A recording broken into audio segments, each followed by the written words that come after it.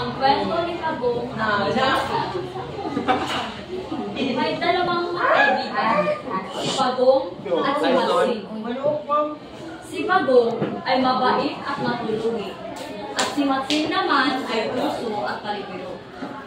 Isang araw, nagkakita sila ng puno ng saging na nakalutang-lutang sa ilog, at napag-isipan nila Matsing at Pagong na hatiin ito sa dalawa upang matanim.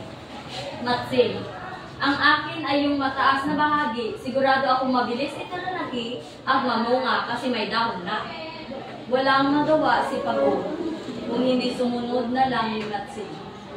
Hinati nila ang saging at kinuha ang babang bahagi na may ugat.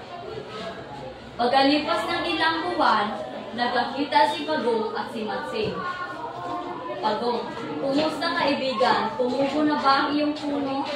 Matsing, natuyo at namatay din. Pagkalipas ng ilang araw, sa'yo, anong nangyari? Pagong, tumubo ang puno ko kaibigan. Gumawa pa ng marami. Hindi ko nga makuha kasi masyadong mataas. Pagong, Matsing, gusto mo tulungan kita? Ako na ang kukuha pero hati tayo sa bunga. Pagong, o sige. Pumunta sila sa tinaniman ni Pagong at inakyat ni Matsing ang puno. Ngunit nung nasa itaas na ito, ayaw niyang bigyan si Pagong. Pagong, Matsing, hati tayo sa saging. Ibigay mo sa akin ang iba. Matsing, ayaw ko nga, kulang pa to sa akin eh.